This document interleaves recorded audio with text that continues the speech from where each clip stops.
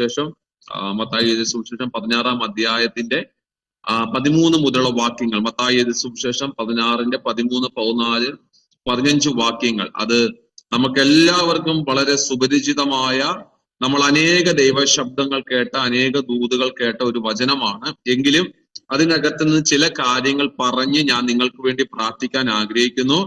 Hallelujah. അത് ഇങ്ങനെയാണ് വായിക്കുന്നത്. യേശു ഫിലിപ്പിന്റെ കൈസരിയിൽ എത്തിയ ശേഷം തന്റെ ശിഷ്യന്മാരോട്, ജനങ്ങൾ മനുഷ്യപുത്രനെ ആർ എന്ന് പറയുന്നു എന്ന് ചോദിച്ചു. ചിലർ യോഹന്നാൻ എന്നും മറ്റു ചിലർ ഏലിയാവ് എന്നും മറ്റു ചിലർ യിരെമ്യാ പ്രവാചകന്മാരിൽ ഒരുത്തനോ എന്ന് പറയുന്നു എന്നവർ പറഞ്ഞു. നിങ്ങളോ എന്നെ ആർ എന്ന് പറയുന്നു എന്നവൻ ചോദിച്ചതിന് ശീമോൻ, നീ ജീവനുള്ള ദൈവത്തിന്റെ പുത്രനായ ക്രിസ്തു എന്ന് ഉത്തരം പറഞ്ഞു.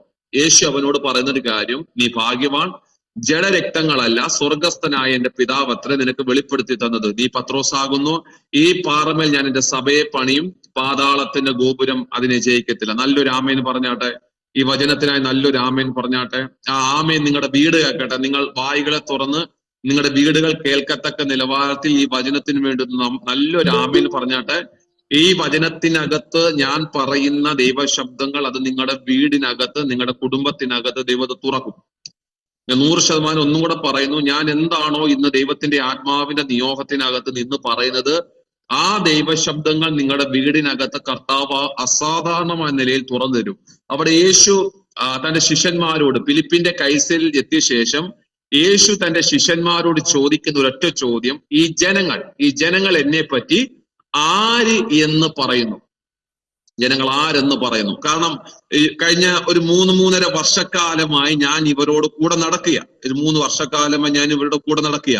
ഇവർക്ക് വേണ്ടി അത്ഭുതങ്ങൾ ചെയ്യുന്നു, വീര്യപ്രവൃത്തികൾ ചെയ്യുന്നു, പല കാര്യങ്ങൾ ഞാൻ ഇവർക്ക് വേണ്ടി ചെയ്യുന്നു, പല സൗഖ്യങ്ങൾ, പല അത്ഭുതങ്ങൾ ഞാൻ ഇവർക്ക് വേണ്ടി ചെയ്യുമ്പോൾ യേശുവിന്റെ ഒറ്റ ആഗ്രഹം, ഈ ചെയ്തു കൊടുത്ത ജനം എന്നെ പറ്റി ആരെന്ന് പറയുന്നു. ഹല്ലേലൂയ. എന്നെ പറ്റി. അപ്പോൾ ഞാൻ ചിന്തിച്ചൊരു കാര്യം, ഈ ഇടയ്ക്കിടയ്ക്ക് നമ്മളെ പറ്റി ഒന്ന് വല്ലവരോടൊക്കെ അന്വേഷിക്കുന്നത് നല്ലതാ. വല്ലവരോടൊക്കെ ഒന്ന് പോയി അന്വേഷിക്കുന്നത് നല്ലതാ. കാരണം നമ്മുടെ ജീവിതത്തിനകത്ത് നല്ലത് പറയുന്ന ഒരുപാട് ആൾക്കാരുണ്ട്, മോശമായി പറയുന്ന ഒരുപാട് ആൾക്കാരുണ്ട്. ഹല്ലേലൂയ. നമ്മളെ സ്നേഹിച്ച് നമ്മളോ നോക്കി നല്ല വാക്കുകൾ പറയുന്ന ഒരുപാടുണ്ട്. പക്ഷെ നമ്മളെ നോക്കി മാറി നിന്ന് നമ്മുടെ കുറവുകളും നമ്മുടെ കുറ്റങ്ങളും പറയുന്നവരുണ്ട്. പക്ഷെ യേശുവിനൊരു ആഗ്രഹം, 3.5 വർഷക്കാലമായി ഇവര് ഞാൻ കൂടെ നടക്കുക. പക്ഷെ യേശുവിന് ഒറ്റ ആഗ്രഹം, ഈ ജനങ്ങൾ എന്നെ പറ്റി എന്ത് പറയുന്നു? അല്ലെങ്കിൽ ഈ ജനങ്ങൾ എന്നെ പറ്റി എന്ത് പറയുന്നു? കാരണം 30 വർഷത്തിന് മുമ്പ്, അല്ലെങ്കിൽ യേശു തന്റെ പരസ്യ ശുശ്രൂഷയുടെ ഇറങ്ങുന്നതിന് മുമ്പ് യേശുവിനെ പറ്റി ആ ദേശങ്ങളിൽ, അല്ലെങ്കിൽ യേശു ആയിരുന്ന പട്ടണങ്ങളിൽ യേശുവിന് ഒരു ലേബൽ കൊടുത്തിട്ടുണ്ടായിരുന്നു, യേശുവിന് ഒരു പേര് കൊടുത്തിട്ടുണ്ടായിരുന്നു. ആ പേര് നമുക്ക് എല്ലാവർക്കും അറിയാം. തച്ചന്റെ മകനെന്നും യോസഫിന്റെ മകനെന്നും മറ്റു ചിലർ വ്യഭിചാരപുത്രൻ എന്നും, ഒന്നും കൂടെ പറഞ്ഞാൽ ഇവൻ അപ്പൻ ആരാണെന്ന് പോലും അറിയാൻ അങ്ങനെ അപ്പന് പോലും ഇല്ലാത്തവൻ എന്നൊരു പേര് പോലും കേട്ട ഒരു സമൂഹത്തിന്റെ നടുവിലാണ് യേശു വളർന്നു വരുന്നത്. ഒന്നും കൂടെ ഞാൻ പറഞ്ഞാൽ, യേശുവിന്റെ ഇപ്പോഴത്തെ ലേബൽ എന്ന് പറഞ്ഞാൽ പുറത്ത് നല്ല ലേബലല്ല. കാരണം തടിപ്പണിക്കാരൻ, തച്ചന്റെ മകൻ, യോസഫാണ് അപ്പൻ എന്ന് പറയുന്നു, മറിയ അമ്മയല്ലെന്ന് പറയുന്നു, ഇവൻ നമ്മൾ ഉദ്ദേശിക്കുന്ന ആളല്ലെന്ന് പറയുന്നു. ഇങ്ങനെ വലിയൊരു കമ്മ്യൂണിറ്റിയുടെ ഇടയിൽ നിന്നാണ് യേശു തന്റെ ശുശ്രൂഷയിലോട്ട് കയറുന്നത്. അവിടെ എനിക്ക് ഭയങ്കര ഇഷ്ടപ്പെട്ട ഒരു കാര്യമുണ്ട്. ഹല്ലേലൂയ. ഈ 30 വർഷക്കാലം യേശുവിന് ലോകമിട്ടൊരു പേരുണ്ട്. 30 വർഷക്കാലം യേശുവിന് ലോകമിട്ടൊരു പേരുണ്ട്. പക്ഷെ 30 വർഷത്തിന് ശേഷം യേശു തന്റെ ശുശ്രൂഷ ആരംഭിക്കുന്നതിന് മുമ്പ് യോർദാന്റെ നദിയിലോട്ട് ഇറങ്ങുമ്പോൾ സ്വർഗം അവനിട്ടൊരു പേരുണ്ട്. എത്ര പേർക്ക് മനസ്സിലാകുന്നുണ്ട്? 30 വർഷം ജനം ഇട്ടൊരു പേരുണ്ട്, തച്ചന്റെ മകൻ, വ്യഭിചാരപുത്രൻ, അല്ലെങ്കിൽ മോശമായി ജനിച്ചവൻ എന്ന് ലോകം അവനെ വിളിക്കുമ്പോൾ സ്വർഗത്തിലെ ദൈവം യോർദാന്റെ നദിയിൽ അവനിട്ടൊരു പേരുണ്ട്, ഇവൻ എന്റെ പുത്രൻ, ഇവന് ചെവി കൊടുപ്പിൻ. ഞാൻ ഇന്നൊരു കാര്യം, ഒരു ദൂത് ഞാൻ നിങ്ങളോട് പറയട്ടെ. ഹല്ലേലൂയ. ദൈവം നിങ്ങളുടെ ഒറിജിനൽ ഐഡന്റിറ്റി തെളിയിക്കുന്ന ഒരു സ്ഥലമുണ്ട്. ഹല്ലേലൂയ. ദൈവം നിങ്ങളുടെ ഒറിജിനൽ ഐഡന്റിറ്റി തെളിയിക്കുന്ന ഒരു സമയമുണ്ട്. ഹല്ലേലൂയ. ഇന്നുള്ള പേരുകളും ഇന്നുള്ള സാഹചര്യങ്ങളും ഇന്നുള്ള സിറ്റുവേഷനും കണ്ട് നിന്നെ പലരും വിധി എഴുതുമ്പോൾ, ഹല്ലേലൂയ, നിന്റെ കുടുംബക്കാരെ നോക്കി, നിന്റെ തലമുറകളെ നോക്കി, നിന്റെ ജോലി നോക്കി, അല്ലെങ്കിൽ നിന്റെ സാഹചര്യം നോക്കി പലരും നിന്നെ വിധി എഴുതുമ്പോൾ നീ വിഷമിക്കല്. നിന്നെ തെളിയിക്കുവാൻ ദൈവത്തിന് ഒരു സ്ഥലം ദൈവം ഒരുക്കി വെച്ചിട്ടുണ്ട്. ഞാൻ പറയും, ഈ 33ാമത്തെ കൺവെൻഷനിൽ ചിലരെ നോക്കി ആത്മാവിൽ പ്രവചിച്ചു പറയാം, നിന്റെ ചില പഴയ ലേബലുകളെ കർത്താവ് പൊളിച്ചിട്ട് ദൈവം ഈ സീസണിൽ ചില പുതിയ ലേബലുകൾ നിന്റെ പേരിലാക്കി തരുമെന്ന് ഞാൻ ആത്മാവിൽ ഒരു ദൂത് കൈമാറിയാൽ ഞാൻ ഒന്നും കൂടെ പറയാം. ഇത് ഇന്നത്തെ പ്രാർത്ഥനയിൽ ഞാൻ പറയുന്നു, ചിലരുടെ ഐഡന്റിറ്റി മാറുന്ന ഒരു പ്രാർത്ഥനയായിരിക്കും. ഞാൻ ഒന്നും കൂടെ പറയാം, നിന്നെയും നിന്റെ കുടുംബത്തിന്റെയും നിന്റെ തലമുറകളുടെയും ഏറ്റവും മോശപ്പെട്ട ഒരു പേരിനകത്തായിരിക്കും നിൽക്കുന്നത്. ഇത് ഞാൻ പറയുമ്പോൾ നിന്റെ തലമുറകളെ പറ്റി നിന്റെ കുടുംബത്തിനകത്ത് നല്ലൊരു പേരില്ലായിരിക്കാം, നിന്റെ ഭർത്താവിനെ പറ്റി ദേശത്ത് നല്ലൊരു പേരില്ലായിരിക്കാം, നിന്റെ കുഞ്ഞുങ്ങളെ പറ്റി നല്ല പേര് പറയാനില്ലായിരിക്കാം. പക്ഷെ ഞാൻ പറയാം, ഇതിനെ എല്ലാം മാറ്റുന്ന ഒരു പ്ലേസ് ഉണ്ട്. ഇത് എല്ലാം മാറുന്ന ഒരു സ്ഥലമുണ്ട്. ഞാൻ പറയാം, ആ സ്ഥലത്തിനകത്തോട്ട് നീ വന്നു ചേർന്ന് കഴിഞ്ഞാൽ ഞാൻ പറയാം, ലോകം പറഞ്ഞ പേര് പിന്നീട് ആവർത്തിക്കേണ്ടി വരത്തില്ല. ഹല്ലേലൂയ. രക്തബന്ധങ്ങളും സാഹചര്യങ്ങളും നിന്നെ നോക്കി പറഞ്ഞ പേര് ഇനി ആവർത്തിക്കേണ്ടി വരത്തില്ല. കാരണം ലോകത്തിന്റെ ഐഡന്റിറ്റി അല്ല ദൈവം നിനക്ക് തരാൻ പോകുന്നത്, അഭിഷേകത്തിന്റെ ഐഡന്റിറ്റി ദൈവം നിനക്ക് തരും. നല്ലൊരു ആമേൻ പറയാൻ പറ്റുന്നവരൊക്കെ ഒന്ന് സ്വീകരിച്ചോ. ഈ പകൽക്കാലം ചിലരോട് ആത്മാവിൽ പ്രവചിച്ചു പറയുന്നു, നിന്റെ ഐഡന്റിറ്റി തീരുമാനിക്കുന്നത് ലോകമല്ല, നിന്റെ ഐഡന്റിറ്റി തീരുമാനിക്കുന്നത് നിന്റെ മേൽ കിടക്കുന്ന അഭിഷേകമാണ്. ലാബ്രോസിയ, നിന്റെ മേൽ കിടക്കുന്ന ഐഡന്റിറ്റി, ഞാൻ പറയാം, നിന്റെ ഒറിജിനൽ ഇതുവരെ പുറത്തു വന്നിട്ടില്ല, നിന്റെ നല്ലത് ഇതുവരെ ആരും കണ്ടിട്ടില്ല, നീ ആരാണെന്നും നീ എങ്ങനെ ഉള്ളവനാണെന്നും ലോകത്തിന് ഇതുവരെ അറിഞ്ഞിട്ടില്ല. പക്ഷേ സ്വർഗം തുറന്ന് പിതാവ് പുത്രനോട് പറയുന്ന ഒരു കാര്യമുണ്ട്, ഇവൻ എന്റെ പ്രിയപുത്രൻ. ഇന്നലെ വരെ അപ്പനില്ല എന്ന് പറഞ്ഞവന്റെ മുമ്പിൽ ലോകം തെളിയിച്ചു കൊടുക്കുന്ന ഒരു ഐഡന്റിറ്റിയാണ്. ഇവൻ യോസഫിന്റെ മകനായിരിക്കത്തില്ല, പക്ഷെ ഇവൻ ഒരു അപ്പനുണ്ട്. ആ അപ്പന്റെ കരുത്തിന് പട്ടണം കാണും. ഞാൻ ഈ ദൂത് പറയുമ്പോൾ ദൈവ നിയോഗത്തിനകത്ത് നിന്നൊരു ദൂത് ഞാൻ കൈമാറാം. അഭിഷേകം നിനക്ക് പേര് പ്രസിദ്ധപ്പെടുത്തിയാൽ, അഭിഷേകം നിന്നെ പ്രൂവ് ചെയ്യാൻ തുടങ്ങിയാൽ, പിന്നീട് നിന്റെ കാര്യങ്ങൾ തീരുമാനിക്കുന്നതും നിന്റെ കൂടപ്പറപ്പോ നിന്റെ സാഹചര്യങ്ങളോ ആയിരിക്കത്തില്ല. പിന്നീട് നിന്റെ കാര്യങ്ങൾ തീരുമാനിക്കുന്നത് നിന്റെ മേൽ കിടക്കുന്ന അഭിഷേകമായിരിക്കും. നല്ലൊരു ആമേൻ പറഞ്ഞ് ഇന്ന് ഞാൻ ഇത് പറയുമ്പോൾ ഇതെല്ലാവരോടുമുള്ള ദൂതല്ല ഷാജി പാഷേ, പക്ഷെ ഇതിനകത്ത് തലമുറകളുടെ പേര് കേട്ട് മോശമായല്ലോ, കുടുംബത്തിന്റെ ഭർത്താവിന്റെ പേര് കേട്ട് മോശമായല്ലോ, നിന്റെ കുടുംബത്തെ നോക്കി ഒരു നല്ലതുപോലും പറയാനില്ലാതെ നിൽക്കുന്ന ഒരു വ്യക്തിയാണോ? നിന്റെ കുടുംബത്തെ നോക്കി ഒരു നല്ലതുപോലും പറയാനില്ലാതെ, ഒരു നല്ലതുപോലും എടുത്തു കാണിക്കാൻ പറ്റാതെ നിൽക്കുന്ന ഒരു സാഹചര്യത്താണെങ്കിൽ ഇന്ന് രാത്രി ദൈവത്തോട് ദൈവ നിയോഗത്തിനകത്ത് നിന്ന് ഞാൻ പറയാം, ഈ ദിവസങ്ങൾ കഴിയുമ്പോൾ നിന്റെ കുടുംബത്തിനകത്ത് നിന്ന് ചില നല്ലത് പുറപ്പെടും. ഹല്ലേലൂയ. നല്ല കാര്യങ്ങളെ കർത്താവ് പുറത്തു കൊണ്ടുവരും.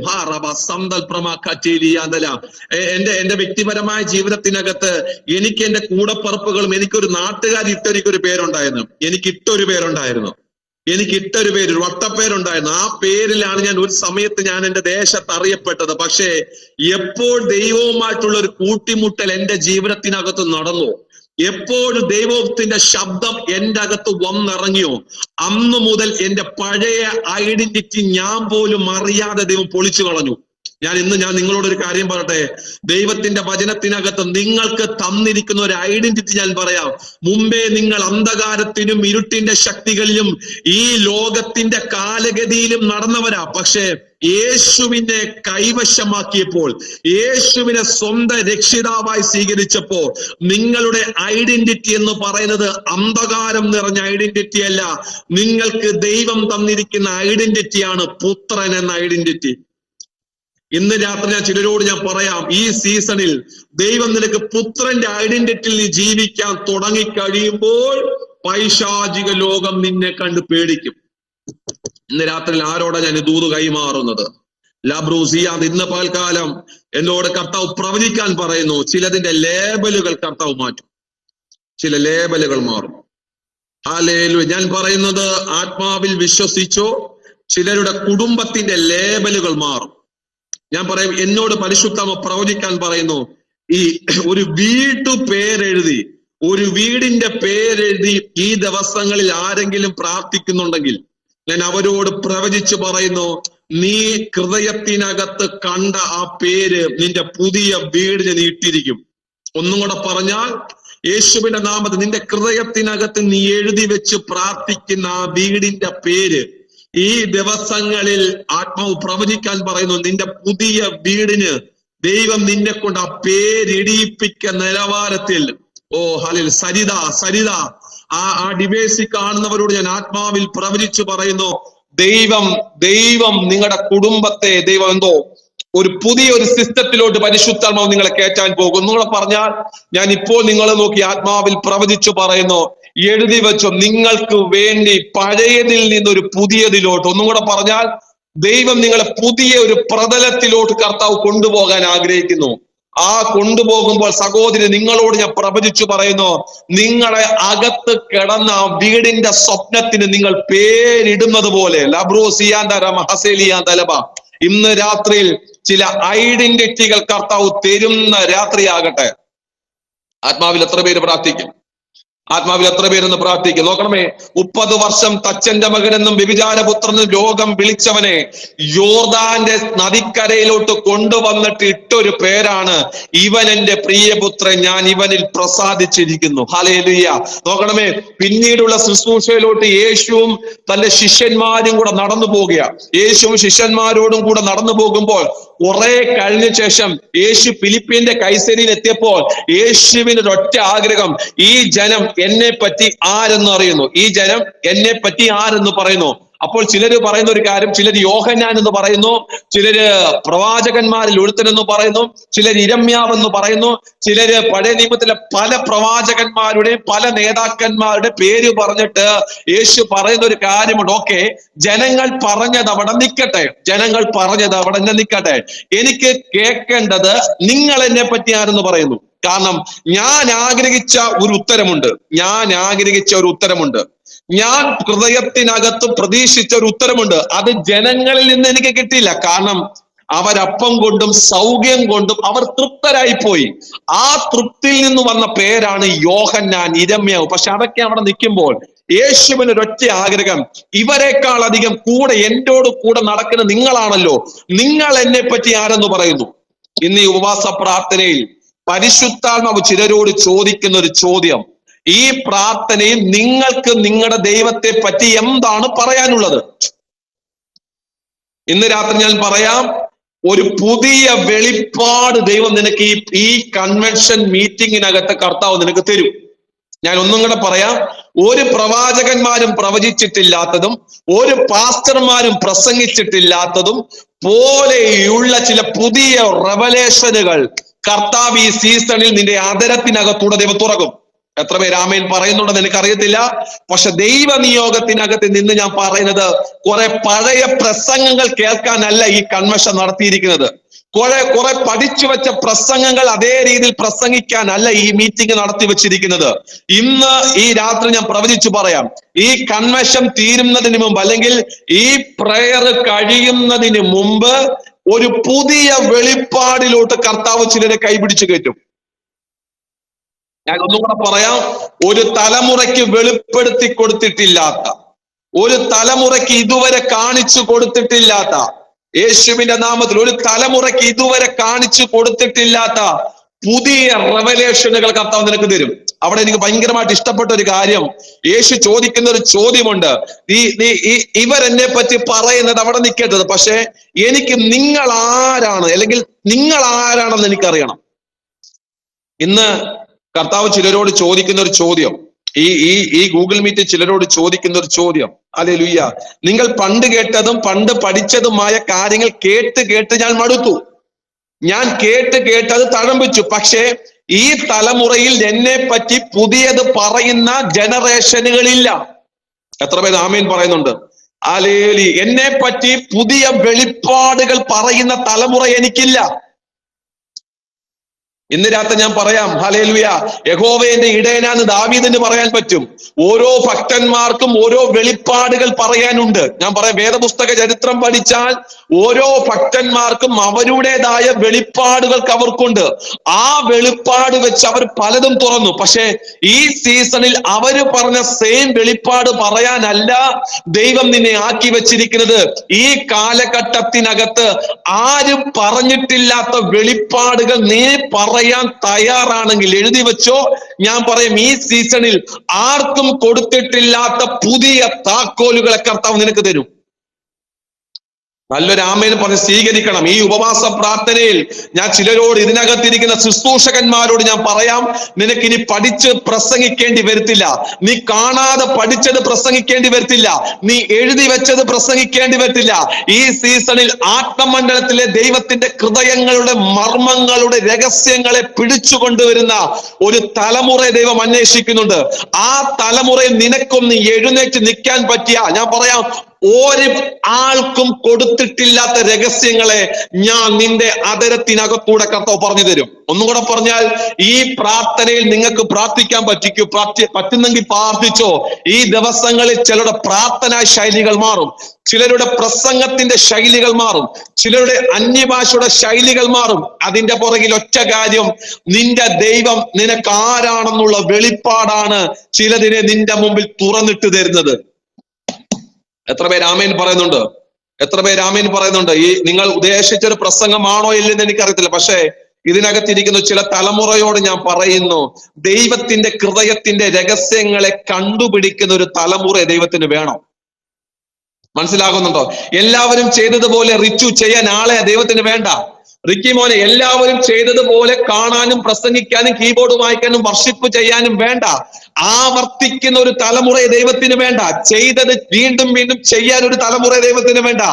ദൈവത്തിന് വേണ്ടത് പുതിയത് ചെയ്യുന്ന തലമുറ ദൈവത്തിന് വേണം. ഹല്ലേലൂയ. ദൈവത്തിന് വേണ്ടത് പുതിയ കാര്യങ്ങളെ ചെയ്യുവാൻ ദൈവത്തിന് ഒരു തലമുറ വേണം. ആ തലമുറ നിനക്കാകണമെങ്കിൽ നീ ഒറ്റ കാര്യം ചെയ്താൽ മതി, ദൈവത്തിന്റെ ഹൃദയത്തോട്ടങ്ങ് ചാഞ്ഞു കിടക്കുക. ദൈവത്തിന്റെ ഹൃദയത്തിനകത്തോട്ട് ചാഞ്ഞ് കിടക്കുന്ന യോഹന്നാന്മാരുണ്ടോ? ഞാൻ പറയാം, പത്മോസിനകത്ത് ദൈവം നിനക്ക് ചില താക്കോലുകൾ തരും. ഇന്ന് രാത്രി ഈ ഗൂഗിൾ മീറ്റിനകത്ത് ഞാൻ ചിലരോട് ഞാൻ പ്രവചിച്ചു പറയുന്നു, ഇതുവരെ വെളിപ്പെട്ടിട്ടില്ലാത്ത ചില പുതിയ താക്കോലുകൾ ഈ സീസണിൽ കർത്താവ് നിന്റെ കയ്യിൽ തരും. അത് നിന്റെ പ്രസംഗം കൊണ്ടല്ല, അത് നിന്റെ പ്രവചനം കൊണ്ടല്ല, നീ ദൈവത്തിന്റെ ഹൃദയത്തിലെ ചൂടോടെ ഇരിക്കണമെന്നുള്ളൊരു ആഗ്രഹം കൊണ്ട്. ഹല്ലേലൂയ. എത്ര പേര് ദൂത് കേൾക്കുന്നുണ്ടെന്ന് എനിക്കറിയത്തില്ല. പക്ഷേ ദൈവത്തിന്റെ നിയോഗത്തിനകത്ത് നിന്ന് ഞാൻ പറയുന്നു, ദൈവത്തിന്റെ ഹൃദയത്തിനകത്തോട്ട് ചേർന്നിരിക്കുന്ന യോഹന്നാന്മാരെ ദൈവത്തിന് വീണ്ടും വേണം. ദൈവത്തിന്റെ മാർവോട് ചേർന്നിരിക്കുന്ന യോഹന്നാന്മാരെ ദൈവത്തിന് വേണം. അങ്ങനെയുള്ളൊരു തലമുറ ഉണ്ടെങ്കിൽ എഴുതി വെച്ചോ, ദൈവത്തിന്റെ ഹൃദയത്തിലെ രഹസ്യങ്ങളെ ആർക്കും പറയുന്നതിന് മുമ്പേ നീ പിടിച്ചിരിക്കും.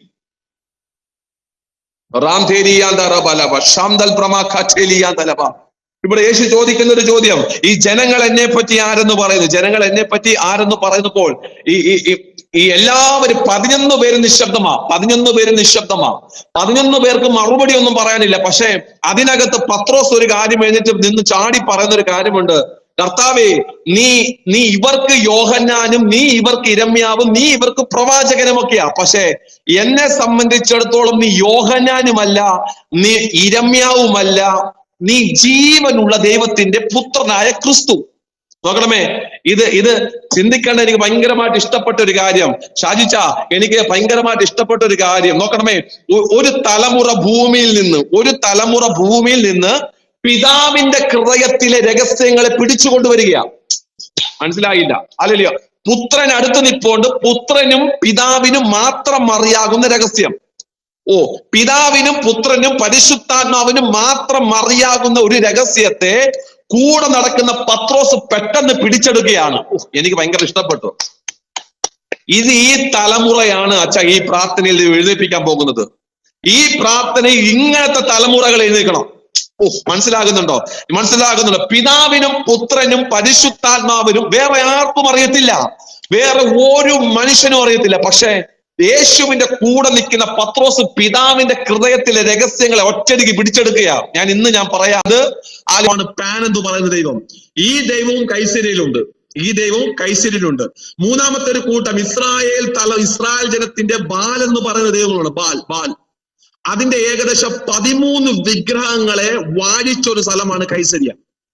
ഒന്നും കൂടെ പറഞ്ഞാൽ, ഫിലിപ്പിന്റെ ഏറ്റവും വലിയ പ്രതിമ നിൽക്കുന്ന സ്ഥലം, യവനന്മാരുടെ ദൈവമായ പാൻ നിൽക്കുന്ന ഒരു സ്ഥലം, മറ്റ് ബാൽ എന്ന 13 വിഗ്രഹങ്ങൾ വാഴുന്ന ഒരു സ്ഥലത്ത് നിന്നാണ് യേശു പറയുന്നത്, ഇവിടെ ഇതല്ല വാഴുന്നത്, എന്റെ സഭയെ ഞാൻ വാഴിക്കും.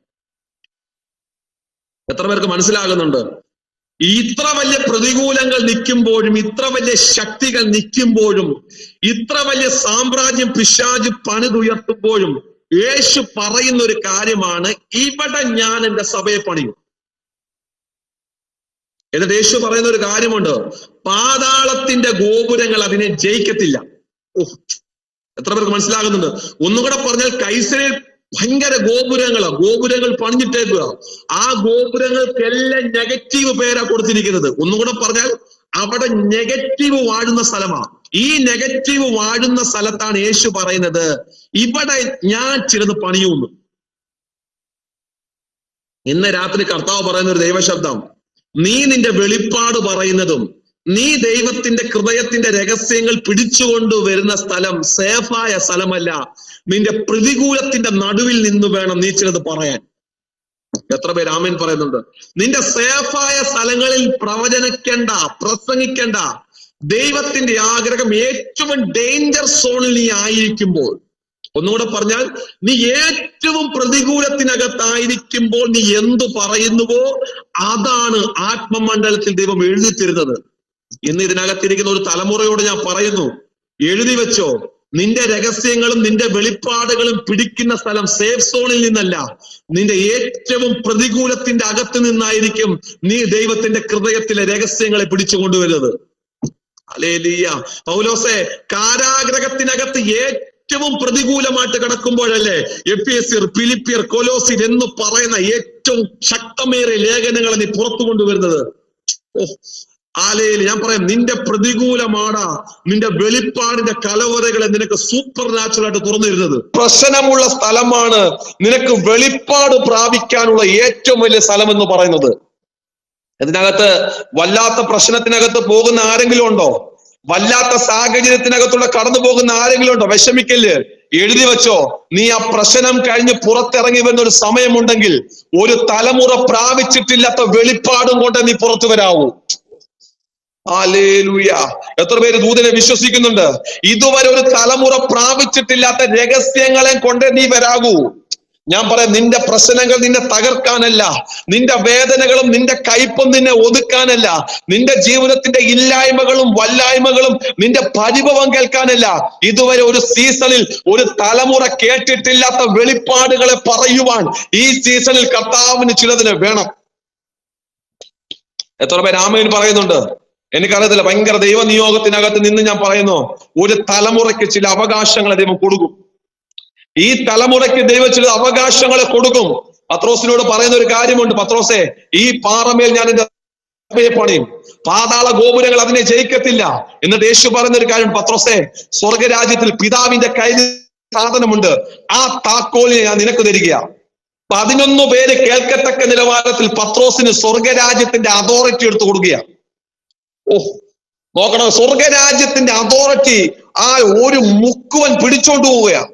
എന്നിട്ട് പറയുന്ന ഒരു കാര്യമുണ്ട്, നീ ഭൂമിയിൽ കെട്ടിയാൽ സ്വർഗത്തിൽ അത് അപ്രൂല, നീ സ്വർഗത്തിനകത്ത് അടിച്ചാൽ അത് ഭൂമിയിൽ അഴിക്കപ്പെട്ടിരിക്കും. നോക്കണമേ, അപ്പോൾ ഈ ഷായിച്ച അവൻ കേറിയ ആത്മമണ്ഡലം എത്ര വലുതാ! അവൻ പിടിച്ചുകൊണ്ടുവന്ന വെളിപ്പാട് എവിടെ? അങ്ങനെയാ. സ്വർഗരാജ്യത്തിൽ ചിലത് അഴിക്കണമെങ്കിൽ, സ്വർഗരാജ്യത്തിൽ ചിലത് കെട്ടണമെങ്കിൽ, ഞാൻ പറയാം, നിന്റെ ഇപ്പോഴത്തെ ലെവലിൽ വെച്ച് നിനക്ക് പറ്റത്തില്ല. ഈ സീസണിൽ അതേ ലെവലിലുള്ള ശുശ്രൂഷ ചെയ്യുവാൻ ചില അഭിഷിക്തന്മാരെ കർത്താവിന് വേണം. ഒന്നും കൂടെ ഞാൻ പ്രവചിച്ചു പറയാം, ഏലിയാവിന്റെ ആത്മാവോടുകൂടി ഒരു തലമുറയെ കർത്താവ് പുറത്തു കൊണ്ടുവരും. അവൻ വന്ന് എഴുന്നേറ്റാൽ ആകാശ മണ്ഡലങ്ങൾ ദൈവം അടച്ചു കളയും. എത്ര പേര് ദൂതനെ വിശ്വസിക്കുന്നുണ്ടെന്ന് എനിക്കറിയത്തില്ല, പക്ഷേ ഭയങ്കര നിയോഗത്തോടെ ഞാൻ പ്രവചിച്ചു പറയാ, ഈ സീസണിൽ നിന്റെ പ്രാർത്ഥനാ മുറിയിൽ കെട്ടുന്നതെല്ലാം കെട്ടപ്പെട്ടിരിക്കും. പക്ഷെ നീ എന്നും പറയുന്ന പ്രാർത്ഥന കൊണ്ടും എന്നും പ്രസംഗിക്കുന്ന പ്രസംഗത്തിന്റെ ശൈലി കൊണ്ടല്ല, ഇതുവരെ പുതുതായിട്ട് ചിലത് പറയാൻ നിന്റെ അധരം എപ്പോഴെടുക്കുന്നുവോ, ഇതുവരെ പറഞ്ഞിട്ടില്ലാത്ത പുതിയ വെളിപ്പാടുകൾ പറയുവാൻ എപ്പോൾ നിന്റെ നാവിനെ നീ ഉയർത്തുന്നുവോ, അന്ന് മുതൽ സ്വർഗരാജ്യത്തിന്റെ അതോറിറ്റി ദൈവം നിനക്ക് തരും. ഹല്ലേലൂയ. എനിക്ക് ഭയങ്കരമായിട്ട് ഇഷ്ടപ്പെട്ട ഒരു കാര്യം, ഷായിച്ച ആ വെളിപ്പാട് പറഞ്ഞ് പത്രോസ് ആ താക്കോലും കൊണ്ടുപോയി. ആ താക്കോലും കൊണ്ട് പത്രോസ് പോയി. പക്ഷെ ഈ സീസണിൽ ആ കാലഘട്ടത്തിൽ പത്രോസിന് ലഭിച്ചിട്ടില്ലാത്ത ഇനിയും പല താക്കോലുകൾ സ്വർഗത്തിൽ ഇരിപ്പുണ്ട്. എത്ര പേർക്ക് മനസ്സിലാകുന്നുണ്ട്? പത്രോസ് ഒരു വെളിപ്പാട് പറഞ്ഞ് പത്രോസ് അഴിക്കാനും കെട്ടാനുമുള്ള താക്കോല് കൊണ്ട് പത്രോസ് പോയി. പക്ഷെ പത്രോസിന്റെ താക്കോലിന് വേണ്ടിയല്ല നീ ഓടേണ്ടത്. ഇതുവരെ ഒരു തലമുറയ്ക്ക് തുറന്നു കൊടുത്തിട്ടില്ലാത്ത പല താക്കോലുകളും ഇനിയും എന്റെ അപ്പന്റെ അടുത്തിരിപ്പുണ്ട്. ഇനിയും ഒരു തലമുറ കേട്ടിട്ടില്ലാത്ത പുതിയ താക്കോലുകൾ പിടിക്കാൻ ഒരു തലമുറ ദൈവത്തിന് വേണം. അങ്ങനെ ഒരു വിശപ്പ് നിന്റെ അകത്തുണ്ടെങ്കിൽ, അങ്ങനെ ഒരു കൊതി നിന്റെ ദയകത്തുണ്ടെങ്കിൽ എഴുതി വെച്ചോ. ഹാലേലൂയ. ആർക്കും കൊടുത്തിട്ടില്ലാത്ത, ഒന്നും കൂടെ പറഞ്ഞാൽ പൗലോസ് പോലും കൈവച്ചിട്ടില്ലാത്ത പുതിയ താക്കോലുകൾ ദൈവം നിനക്ക് തരും. എത്ര പേര് ആമേൻ പറയുന്നുണ്ട്? പക്ഷെ ഒരു വിശ്വാസി എന്ന ലേബലിൽ 2 അന്യഭാഷ പറഞ്ഞ് 4 പാട്ടും പാടി പോകുന്നവന്റെ കൊടുക്കാൻ ദൈവത്തിന് താക്കോലില്ല. ഈ സീസണിൽ ദൈവത്തിന് വേണ്ടത് വ്യത്യസ്തമായി നിൽക്കുന്ന ഒരു തലമുറയാണ്. എത്ര പേർക്കൊന്ന് പറയാൻ പറ്റും? ഞാൻ പ്രാർത്ഥിക്കാൻ പോകുകയാ, എനിക്ക് തന്നിരിക്കുന്ന സമയം കഴിയാറായി, ഞാൻ പ്രാർത്ഥിക്കാൻ പോകുകയാ. പക്ഷെ എന്നോട് പരിശുദ്ധാത്മാവ് പ്രവചിക്കാൻ ഭയങ്കര നിയോഗത്തോടെ പറയും, സീസണിൽ പുതിയ താക്കോലുകൾ ദൈവം കൈമാറും. ഈ സീസണിൽ പുതിയ താക്കോലുകൾ ദൈവം കൈമാറും. ഹല്ലേലൂയ. ഷാജി പാസ്റ്ററിന്റെ കയ്യിരിക്കുന്ന താക്കോലല്ല എനിക്ക് ദൈവം തരുന്നത്. എനിക്കിരിക്കുന്ന താക്കോലല്ല ഓരോ ഡിവൈസിന് ദൈവം കൊടുക്കാൻ ആഗ്രഹിക്കുന്നത്. ഞാൻ പറഞ്ഞു, നിന്റെ താക്കോല് ചില വ്യത്യസ്തമാണ്. 11 ശിഷ്യന്മാർക്ക് കൊടുത്തിട്ടില്ലാത്ത താക്കോലാണ് പത്മോസിൽ യോഹന്നാന് കൊടുക്കുന്നത്. 12 ശിഷ്യന്മാർക്ക് കൊടുത്തിട്ടില്ലാത്ത താക്കോലാണ് ഹല്ലേലൂയ ശൗലെന്ന പൗലോസിന് കൊടുക്കുന്നത്. ഇന്ന് രാത്രി ഒരു തലമുറയോട് പരിശുദ്ധം പ്രവചിച്ച് പറയുന്നു, എല്ലാവരും ചെയ്യുന്നത് എനിക്ക് വേണ്ട, എനിക്ക് അങ്ങനത്തെ ഒരു ജനറേഷൻ വേണ്ട, എനിക്ക് അങ്ങനത്തെ ഒരു തലമുറ വേണ്ട. നിനക്കൊന്ന് വ്യത്യസ്തമായി നിൽക്കാൻ പറ്റുമോ? അതിനകത്ത് നിന്റെ പ്രാർത്ഥന, നിന്റെ അന്യഭാഷ, നിന്റെ കയ്യടി, നിന്റെ ആരാധന, ദൈവവുമായിട്ടുള്ള ബന്ധത്തിനകത്ത് നീ കൊടുക്കുന്നത് എല്ലാത്തിനകത്തും ഒരു വ്യത്യസ്തതയുണ്ടോ? അങ്ങനെയുള്ള തലമുറ ഈ കാലഘട്ടത്തിൽ സൂപ്പർ നാച്ചുറലായി കാര്യം ചെയ്യും. അങ്ങനെ ഒരു തലമുറ ഉണ്ടെങ്കിൽ അവനിലൂടെ ദൈവം അസാധാരണമായ കാര്യങ്ങൾ ചെയ്യും. എത്ര പേര് ആമേൻ പറയുന്നുണ്ട്? ഒന്ന് പ്രാർത്ഥിക്കാൻ പറ്റുന്നവരൊക്കെ ഒന്ന് പ്രാർത്ഥിച്ചോ. കർത്താവേ, ഞാൻ നിൽക്കാൻ താല്പര്യം,